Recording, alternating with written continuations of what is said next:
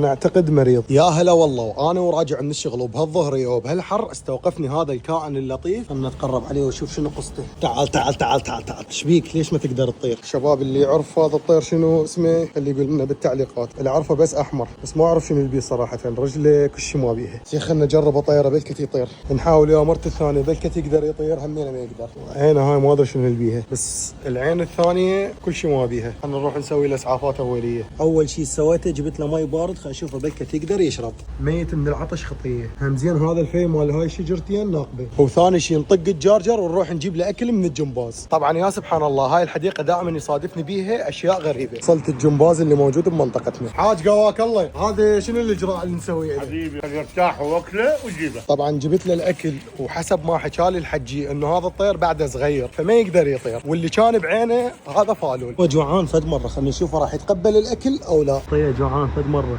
يابا، ما احكي لكم عن الراحه النفسيه هسه من شفته ياكل خطيه. طبعا شباب الجو حار، ومثل ما تشوفون هيك كائنات موجوده بحديقتكم حاولوا تساعدوها. الرحمه حلوه واجرها كلش عظيم عند رب العالمين. هذا وين حجي؟ بارك الله بيك. طبعا خليته هنا يم جماعتي. تاخذ عليه حجي سلامتك ما قلت يعني مال الرعايه مات بدون. يلا بارك الله بيك. واكيد الحج ابو حسين ما قصر ويانا. عنوان محله صاير بالمشتل بشارع الجامع بدايه شارع الكوسترات.